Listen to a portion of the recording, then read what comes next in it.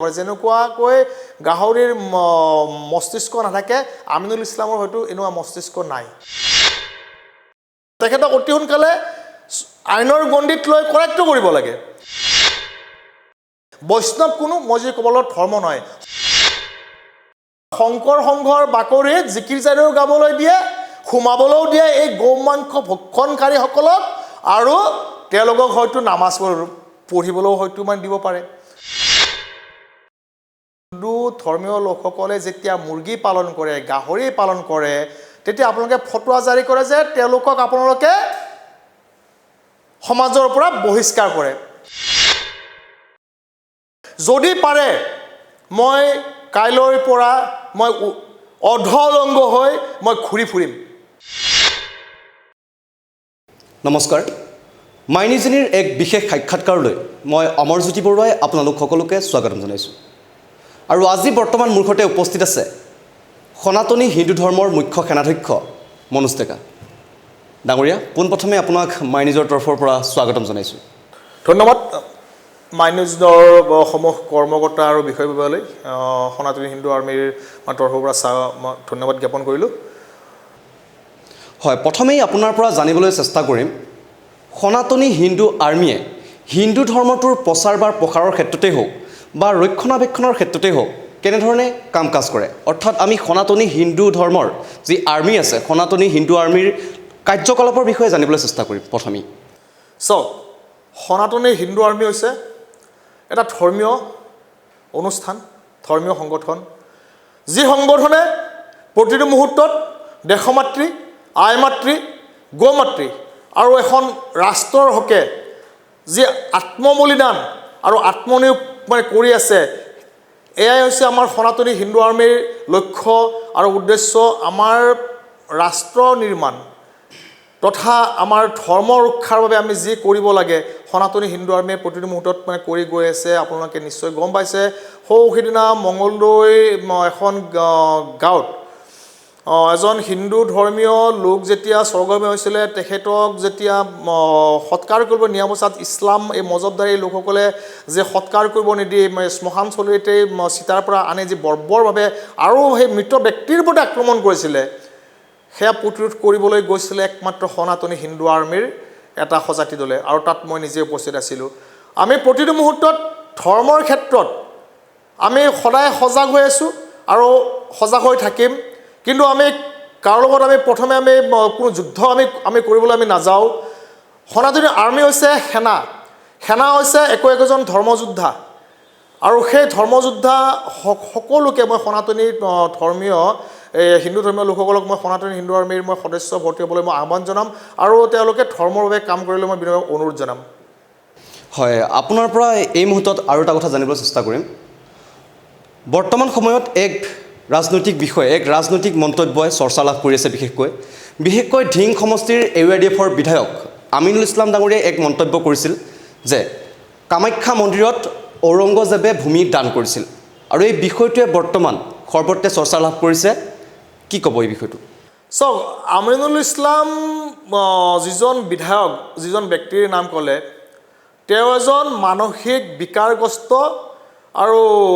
গাহৰি সদৃশ এজন মই ব্যক্তি বুলি মই ভাবিবলৈ মই বাধ্য হৈছোঁ যদিও মানে বিধায়ক হৈছে কাৰ ভোটেৰে কি ভোটেৰে হৈছে সেইটো তেওঁলোকে জানিব হয়তো যদি ভালকৈ তাক এটা পৰ্যবেক্ষণ কৰে ওলাব ইয়াত আমাৰ যিটো নাগৰিকত্বৰ যিটো সংশোধনী আইনখন যদি ভালকৈ কৰে কিমান সংখ্যক আমাৰ ভাৰতীয় নাগৰিকে ভোট দিছিলে বা জালিয়াতি কৰি মানে তেওঁলোকে মানে ভোট প্ৰদান কৰিছিলে সেইবিলাক ওলাব মানে যেনিবা যি কি নহওক এই আমিনুল ইছলামে যি কথা কৈছে অত্যন্ত দুৰ্ভাগ্যজনক কথা যদি তেখেতৰ যদি মাথাত এইখিনিও জ্ঞান নাই যদি গাহৰি সদৃশ যদি মানে তেখেতক মই আৰু বিকৃত মানসিকতাৰ মই ব্যক্তি বুলি মই কৈছোঁৱেই এইবাৰে কৈছোঁ চাওক আমি গৰুৰ আপুনি ডিঙি আৰু মূৰটো আপুনি দেখা পায় হয়নে কিন্তু গাহৰিৰ ডিঙি আৰু মূৰটো আপুনি দেখা নাপায় মূৰটো যেনিবা যি ঠাইত আছে মানে ডিঙিটোত মানে তাতেই লাগি থকা যেন হয় ঠিক তেনেকৈ আমিনুল ইছলামৰো একে দশা বুলি মই ভাবিবলৈ মই বাধ্য হৈছোঁ কাৰণ নহ'লে এজন ব্যক্তিয়ে এই ঔৰংগজেবে আমাৰ মা কামাখ্যা শক্তিপীঠৰ ভূমিডৰা দান কৰা বুলি যে ক'ব পাৰিছে এয়া এটা চিন্তাৰ বিষয় এইভাবে মই চিন্তাৰ বিষয় বুলি মই কৈছোঁ আমি সনাতনী হিন্দু আৰ্মিৰ তৰফৰ পৰা যে তেওঁৰ ইতিহাস বা জ্ঞান তেখেতৰ নাই হয়তো বগা কাগজত কলা কিছুমান হেৰি কৰি তেখেতে স্কুলত গৈ শিক্ষা লৈছে বা মানে পঢ়িছে কিন্তু যিটো জ্ঞান সেই জ্ঞান তেখেতৰ নাই আজি দাপৰৰ দিনৰ সত্য যুগৰ পৰাই মা কামাখ্যা শক্তিপীঠ হয়নে মা কামাখ্যা যি শক্তিপীঠ সেই দাপৰৰ দিনৰ পৰা এই পীঠখন আছে আজি এই মোগল অসমলৈ আহিব কিমান বছৰ হ'ল কেইশ বছৰ হ'ল বা বাবৰ ভাৰত আক্ৰমণ কৰিবলৈ অহা কেইশ বছৰ হ'ল আজি যদি চাওঁ বাবৰ অহাৰ পিছত এই মোগলৰ আগ্ৰাসন সেই মোগলৰ আগতে যিহেতু আমাৰ মা কামাখ্যা শক্তিপীঠ আছিলে আমাৰ এই ধৰ্মীয় পীঠ মা কামাখ্যা মুণ্ড মালিনী বুলি আমি যাক কওঁ যি আমাৰ বিভিন্ন ৰূপত মা কামাখ্যাৰ আৱিৰ্ভাৱ হৈছিলে বিভিন্ন নামত আজি সেই পীঠৰ মাটিডৰা ঔৰংজেবে যে দিয়া বুলি কৈছে এইটো হাস্যকৰ আচলতে তেখেত গাহৰি সদৃশ এজন ব্যক্তি বুলি আমি ভাবিলে বাধ্য হৈছোঁ আৰু হয়তো গাহৰি হ'ব পাৰে যেনেকুৱাকৈ গাহৰিৰ মস্তিষ্ক নাথাকে আমিনুল ইছলামৰ হয়তো এনেকুৱা মস্তিষ্ক নাই হয় ডাঙৰীয়া এই সমগ্ৰ বিষয়টোৰ ওপৰত মুখ্যমন্ত্ৰী ডক্টৰ হিমন্ত বিশ্ব শৰ্মাই প্ৰতিক্ৰিয়া কৰিছিলে আনকি তেখেতে এইটোও কৈছিলে যদি হিন্দু ধৰ্মই হওক বা অন্য ধৰ্মৰ ওপৰত যদি কোনোবাই উচতনিমূলক মন্তব্য আগবঢ়ায় তেনেহ'লে উচিত শাস্তি প্ৰদান কৰা হ'ব কিন্তু তথাপিও তাৰ পিছতো কিন্তু বিধায়কগৰাকীয়ে এটা কথা উল্লেখ কৰিলে এটা কথা যুক্তি প্ৰদৰ্শন কৰিলে তেখেতে যে 2 বছৰ ধৰি গুৱাহাটী ঔৰংজেবৰ দখলত আছিল বা ঔৰংজেবে শাসন কৰিছিল আৰু তাৰ পিছতেই কামাখ্যা পূজাৰীৰ আহ্বান মৰ্মে বা কামাখ্যা পূজাৰীসকলে যেতিয়া ঔৰংজেবৰ ওচৰত গৈছিল ভূমিৰ কাৰণে আৰু তাৰ পিছতেই ভূমি দান কৰা বুলি তেখেতে উল্লেখ কৰিছে যুক্তি সহকাৰে আৰু এইটো প্ৰকৃত সত্য বুলি তেখেতে মন্তব্য কৰিছে কি ক'ব আপুনি চাওক আজি আমিনুল ইছলামে যিটো কথা কৈছে তেখেতৰ ওপৰত বক্তব্য সেই মাননীয় মুখ্যমন্ত্ৰী ডাঙৰীয়াই যিটো ভাষ্য প্ৰদান কৰা বুলি কৈছে আপুনি এতিয়া মোক আপোনাৰ ষ্টুডিঅ'ত এতিয়া যদি আমি ভাবিবলৈ বাধ্য হওঁ মুখ্যমন্ত্ৰীজন জননেতা তেখেতে যেতিয়ালৈকে মুখ্যমন্ত্ৰী হৈ থকা নাই তেখেতে এটা মানে দলৰ নেতা অৰ্থাৎ ভাৰতীয় জনতা পাৰ্টীৰ দলৰ নেতা আৰু মুখ্যমন্ত্ৰী হোৱাৰ পিছত জননেতা অৰ্থাৎ গোটেই অসমখনৰ যিটো আমাৰ জনতা সেই জনতাৰ নেতা হৈছে মুখ্যমন্ত্ৰীজন আৰু তেখেতে বৰ্তমান কোনো দলৰ নেতা হৈ থকা নাই তেখেতে জনতাৰ নেতা অৰ্থাৎ এটা ঘৰৰ পৰিয়ালৰ মুৰব্বী অসমৰ মাননীয় মুখ্যমন্ত্ৰী হিমন্ত বিশ্ব শৰ্মা ডাঙৰীয়াদেৱ এতিয়া তেওঁ যদি নিৰপেক্ষভাৱে যদি কোনো ধৰণৰ কথা নকয় যদি একপক্ষ হিচাপে যদি কাৰোবাক যদি সমৰ্থন দিয়ে তেতিয়া এই ঘৰৰ এই পৰিয়ালৰ যি অন্যান্য সদস্যসকল আছে তেওঁলোকে হয়তো এটা সময়ত তাৰ বিদ্ৰোহ কৰিব বা সংঘাত হ'ব বা হাইকাজিয়াৰ সৃষ্টি হ'ব মই মাননীয় মুখ্যমন্ত্ৰী মহোদয়ক মই বিনয় অনুৰোধ জনাম তেখেতে এষাৰ কথা কোৱাৰ আগত তেখেতে নিজে অনুধাৱন কৰি ভাবিব লাগিছে যে নাই আমিনুল ইছলাম বুলি কৈছিল নহয় আমিনুল ইছলামে যিটো কথা কৈছে খুব মানে বেয়া কথা কৈছে তেখেতক অতি সোনকালে আইনৰ গণ্ডিত লৈ কৰায়ত্ব কৰিব লাগে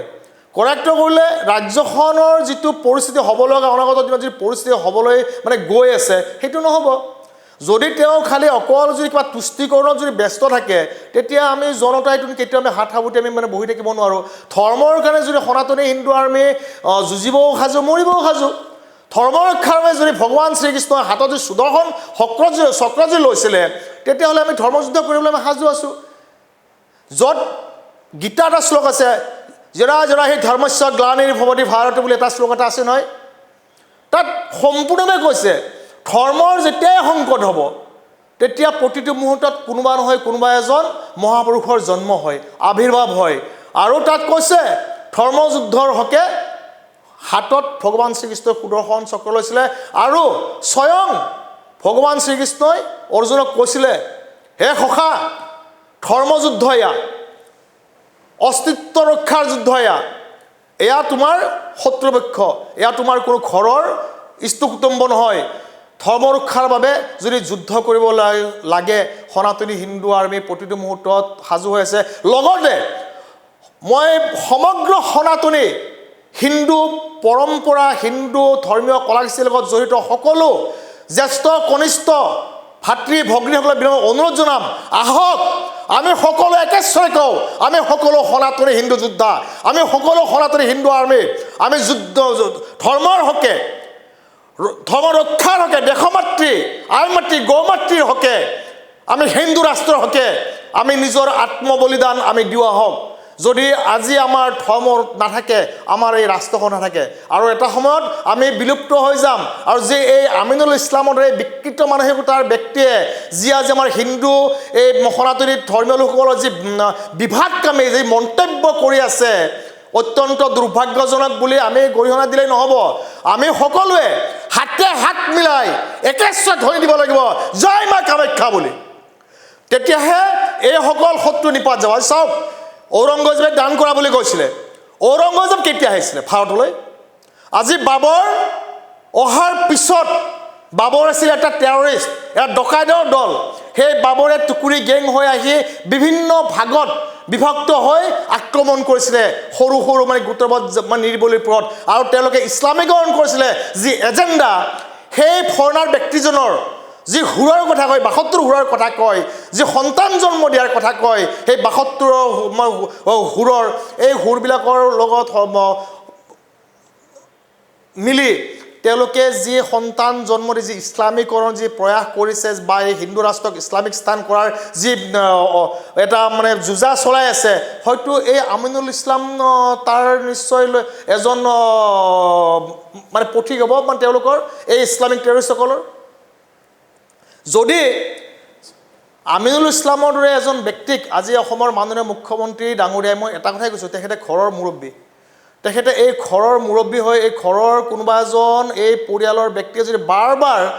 এনেকুৱা কথা ক'ব আৰু এচামে মৌনভাৱে সমৰ্থন দিব সেইটো হ'ব নোৱাৰে আমাৰ সনাতনী হিন্দু ধৰ্মীয় এই লোকসকলে আজিলৈকে মানে কাকো গৈতো এনেকুৱা আক্ৰমণ কৰিবলৈ যোৱা নাই কাকো মানে কোৱা নাই আজি এই মা কামাখ্যাই শক্তিপীঠ আজি ইতিহাস প্ৰসিদ্ধ নহয় এই দাপৰৰ যুগৰ পৰা সত্য যুগৰ পৰা সৃষ্টিৰ সময়ৰ পৰা মা কামাখ্যা আৰু ঔৰংজেব কেতিয়া আহিছিলে অসম আক্ৰমণ কৰিবলৈ আৰু কিমান বছৰ তেখেতৰ মানে ৰাজত্বত আছিলে অসমখন কওক এই বীৰ লাচিতৰ মাৰ খাই মানে পলাই পতং দিছিলে এই ইছলাম এই গোভক্ষকাৰী এই মোগলসকল আৰু তেওঁলোকে আমাক মা কামাখ্যাৰ ভূমিৰ মানে দান দিব এইটো এটা হাস্যকৰ কথা আচলতে তেওঁ বিকৃত মানসিকতাৰ লোক আৰু গাহৰি সদৃশ গাহৰি লেখীয়া এজন ব্যক্তি হৈছে আমিনুল ইছলাম মোৰ মনে ধাৰণা হৈছে হয় ডাঙৰীয়া এইখিনিতে আপোনাৰ পৰা আৰু এটা কথা জানিবলৈ চেষ্টা কৰিম যিহেতু আপুনি কৈছে সনাতনী হিন্দু আৰ্মিৰ লক্ষ্য উদ্দেশ্যৰ বিষয়ে আপুনি ক'লে আমি শুনিলোঁ আপুনি তাত এটা কথা উল্লেখ কৰিছে গৌ মাতাৰ ৰক্ষাৰ ক্ষেত্ৰত আপোনালোকে কাম কৰি আছে কিন্তু আমিনুল ইছলাম ডাঙৰীয়াই আৰু এটা কথা মন্তব্য কৰিলে গৌ মূত্ৰৰ বাবেই পকা ৰাস্তাসমূহ বেয়া হৈ যায় কি ক'ব মই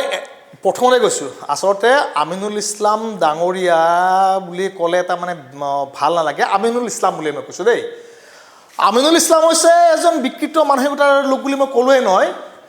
সেইজন আমিনুল ইছলাম এই যে গাহৰিৰ যেনেকুৱা ডিঙি আৰু মূৰ নাই বুলি কৈছোঁ নহয় ঠিক তেনেকুৱা মানুহজনৰ একো নাই আজি গৌমূত্ৰৰ পৰা বিভিন্ন ধৰণৰ ঔষধ তৈয়াৰ হৈ আছে আপোনালোকে নিশ্চয় জানে আপোনালোকে বিজ্ঞাপন চালাই দেখা পাব গৌমূত্ৰই হওক বা গৰুৰ গোবৰে হওক মানে গৌ মাতাৰ পৰা প্ৰতিটো বস্তু যি নিৰ্গত হৈছে প্ৰতিটো বস্তুৱে আমাৰ অমৃত সদৃশ আৰু আমাক দান কৰি আছে আমাক জীৱনদায়িনী ঔষধ তৈয়াৰ কৰিছে বিভিন্ন ধৰণৰ আজি গৌমূত্ৰৰ পৰা যিটো ফেনাল তৈয়াৰ হৈছে যি মানে কীটনাশক দ্ৰব্য তৈয়াৰ হৈছে আজি কিমান ফলদায়ক হৈছে যাৰ বাবে আজি আমাৰ এই যিবোৰ ৰাসায়নিক যিবিলাক সাৰ প্ৰয়োগ নকৰাকৈ আমাৰ যিটো গৌমূত্ৰৰ দ্বাৰা বা গৰুৰ গোবৰ দ্বাৰা কৰিছে এইটোতো ভাল বস্তু আৰু আমিনুল ইছলামে হৈছে গাহৰিৰ গঁৰালত হয়তো জন্ম পোৱা তেখেত এজন মানে ব্যক্তি হ'ব পাৰে বুলি মোৰ ধাৰণা হৈছে নহ'লে তেওঁ এনেকুৱা ধৰণৰ বক্তব্য মানে ক'বই নোৱাৰে নহয় জানো আৰু এটা প্ৰসংগলৈ আহিছোঁ এইবাৰ শংকৰ সংঘৰ অধিৱেশনত দেশীয় গৰিয়ামৰীয়াসকলক নিমন্ত্ৰণ জনোৱা হৈছে এটা উগ্ৰ হিন্দুত্ববাদী সংগঠনৰ সেনাধ্যক্ষ হিচাপে আপুনি এই কাৰ্যত কিমান দূৰ সমৰ্থন কৰে চাওক সনাতনী হিন্দু আমি কোনো উগ্ৰ হিন্দুত্ববাদী নহয় হিন্দুত্ববাদী সনাতনী হিন্দু ধৰ্মীয় পৰম্পৰা আৰু যি কলা কৃষ্টিৰ লগত একাকাৰ হৈ যোৱা এটা ধৰ্মীয় সংগঠন ইয়াত আমি কোনো উগ্ৰতা নহয় আমি সত্যৰ পথ আমি দেখুৱাই আছোঁ আমি মাৰ্গদৰ্শন কৰাই আছোঁ যদি তেওঁলোকে মাৰ্গদৰ্শনত যদি তেওঁলোকে যদি সেই মাৰ্গদৰ্শন যদি নামানে এটা সময়ত যিটো পৰিস্থিতি হয়তো ভয়ানক এটা পৰিস্থিতিৰ সৃষ্টি বা চাওক আজি শংকৰ সংঘই গুৰুজনাৰ নাম লৈ শ্ৰীমন্ত শংকৰ সংঘ নাম লৈছে খুব সম্ভৱ আজি গুৰুজনৰ নাম লৈ এই গৰীয়া মৰিয়াসকলক যে লৈ আহি তেওঁলোকে কাম কৰিছে, আমি মিলা প্ৰীতিৰে বাস কৰিছোঁ, ইমান ধুনীয়াকৈ আমাক মানে আমাৰ লগত মিলা প্ৰীতি আছে, তেওঁলোকে আচলতে কলা চশমা এযোৰ মানে পিন্ধি আছে নেকি? হয়তো মোৰ মনত এনেকুৱা ধাৰণা হৈছে, অসমৰ মাননীয় মুখ্যমন্ত্ৰীক মই অনুৰোধ জনাম, এটা তদন্ত হ'ব লাগে। এইবাৰ মই তদন্ত হ'ব লাগে বুলি মই কৈছোঁ। আজি এই শংকৰ সংঘনে কি এটা সংঘই আজি দুৰ্গা পূজাৰ সময়ত গোলাঘাট জিলাত দুৰ্গা পূজা কৰিবলৈ নিদিলে সনাতনী হিন্দু ধৰ্মীয় লোকসকলৰ যি আস্থা, যি ধৰ্মীয় পৰম্পৰাত বিভিন্ন কচ দেখাই তেওঁলোকক তাত পূজা পাতল কৰিব নোৱাৰে। কিন্তু সেইসকল ব্যক্তিক যেতিয়া পূজা পাতল কৰিব নিদি এটাই পন্থা সনাতন, আজি বৈষ্ণৱ শ্ৰী শ্ৰী শংকৰদেৱ গুৰুজনাই বৈষ্ণৱ পন্থা সৃষ্টি কৰিছিলে। বৈষ্ণৱ কোনো মই যদি ক'বলৈ ধৰ্ম নহয়, সনাতন ধৰ্ম। সনাতন ধৰ্মৰ পিছত বিভিন্ন ধৰণৰ পন্থা, যেনেকুৱা ইছলাম এটা মজহব মানে পন্থা, যেনেকুৱা আপোনাৰ বৈষ্ণৱ এটা বৈষ্ণৱ ধৰ্ম বুলি কৈছে, বৈষ্ণৱ ধৰ্ম নহয়, এইটো এটা মজহব বা এটা মানে পন্থা। ঠিক তেনেকুৱা মানে বুদ্ধ, আমাৰ যি বুদ্ধিষ্ট বুলি কওঁ সেইটো এটা পন্থা, বা ইছলামত যি মজহব বুলি কয়, ঠিক তেনেকুৱা সনাতন হৈছে ধৰ্ম। ধৰ্মৰ কোনো সৃষ্টিকৰ্তা নাথাকে, যিটো নিৰাকাৰ, যাৰ আকাৰ নাই। কিন্তু আজি গুৰুজনা এজন মানে ব্যক্তি হিচাপে, আজি দেৱপুৰুষ হিচাপে জন্ম পাইছিলে, যেনেকুৱা ভগৱান মানে বুদ্ধদেৱে মানে জন্ম পাইছিলে, নহয় জানো? এতিয়া চাওক, এইসকল ব্যক্তিয়ে আজি শংকৰদেৱ যিটো শংকৰ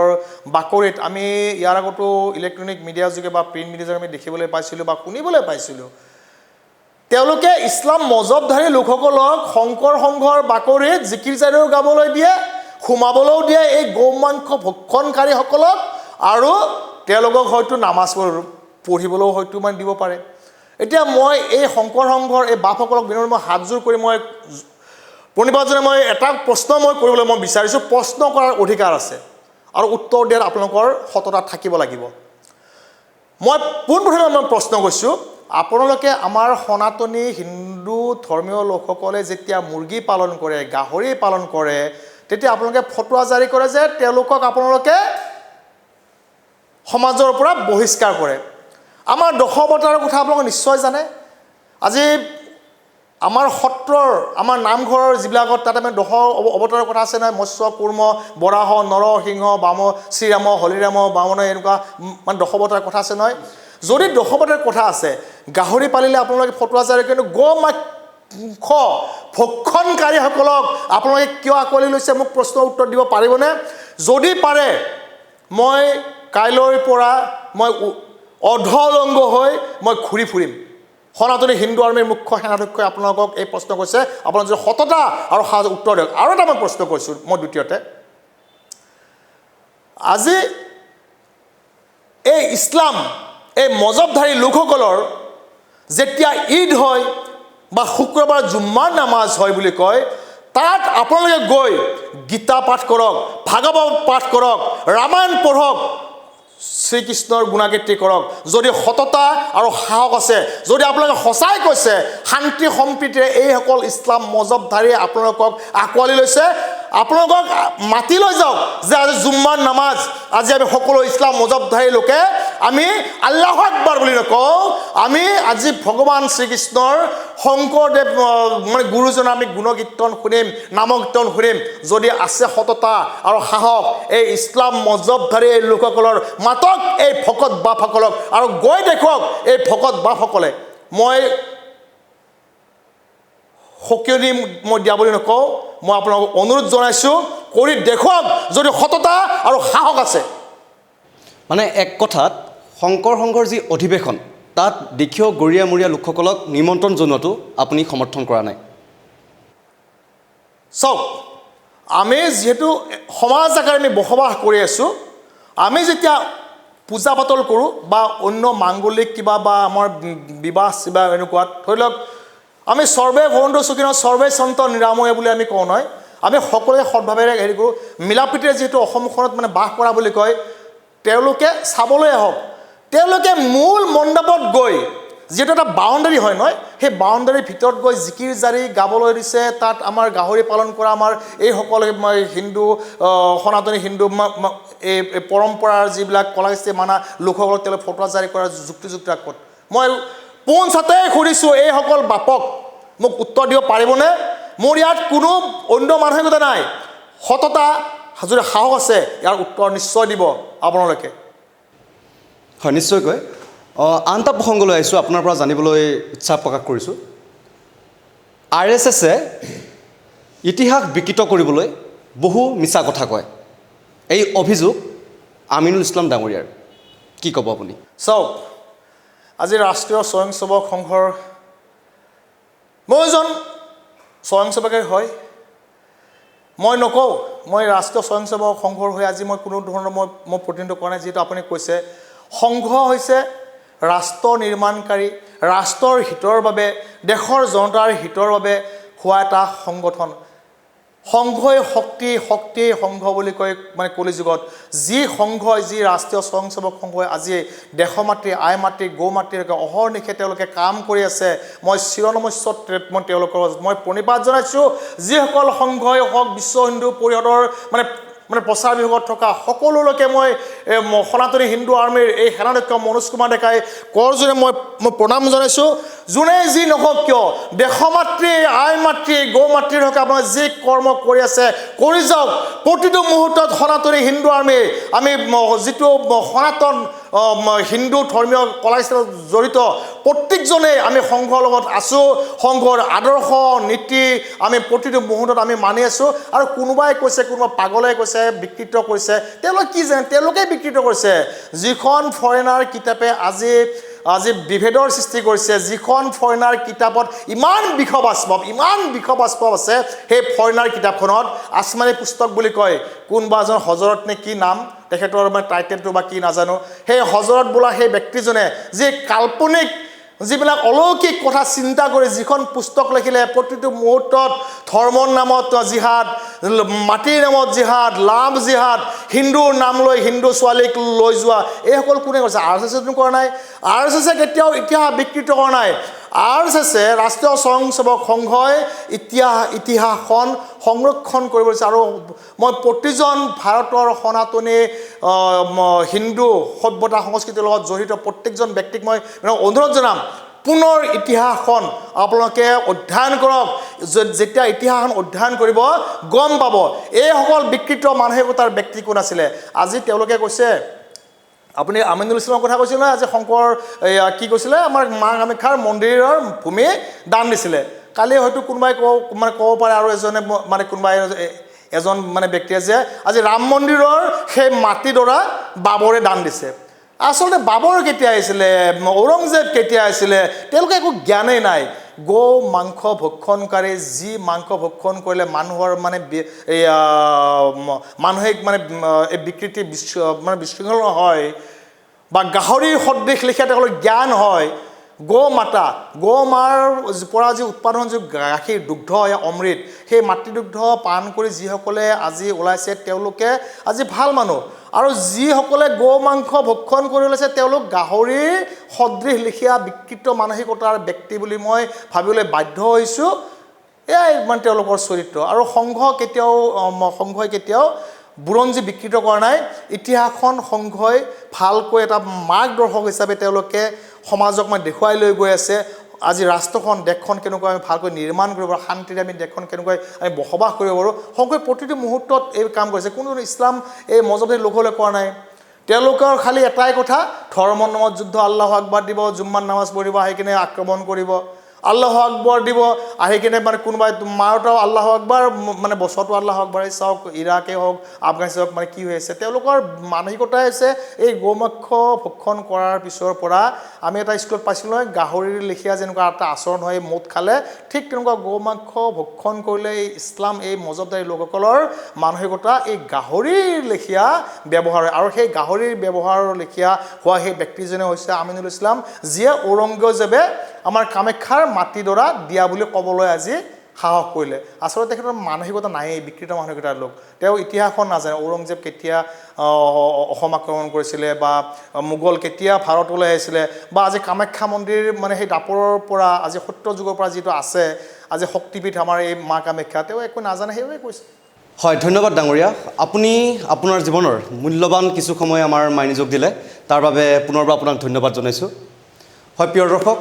আজিৰ আমাৰ এই বিশেষ সাক্ষাৎকাৰ অনুষ্ঠান ইমানতে সামৰণি মাৰিছোঁ আৰু পৰৱৰ্তী আন বা বাতৰিসমূহ চাই থাকিবৰ বাবে চাই থাকিব মাইনিজেনি ধন্যবাদ মুকলি হল ডাটা মেচিনৰ নতুন showroom data machine future world বজাৰত উপলব্ধ সকলোবোৰ অত্যাধুনিক সামগ্ৰী পোৱা যাব এই শ্বৰুমত বছ JBL ছনীৰ লগতে উচ্চ প্ৰাবল্য স্পীকাৰো পোৱা যাব এই শ্বৰুমত লগতে আধুনিক mobile accessories screen protector earphone case and cover power bank উপলব্ধ এই শ্বৰুমত ডাটা মেচিন হৈছে গুৱাহাটীৰ একমাত্ৰ শ্বৰুম য'ত উপলব্ধ টেম্পাৰ কাভাৰ ইয়েৰফোন চাৰ্জাৰৰ লগতে আন বহুতো এক্সেসৰিজ এই সকলোবোৰ লেটেষ্ট গেজেট লাভ কৰিবলৈ আহক আমাৰ নতুন শ্বৰুম ডাটা মেচিনলৈ data machine future world opposite to the Ulubari petrol pump near Kalyan jewellers GS Road Guwahati 7 phone number 6901268874 7086094885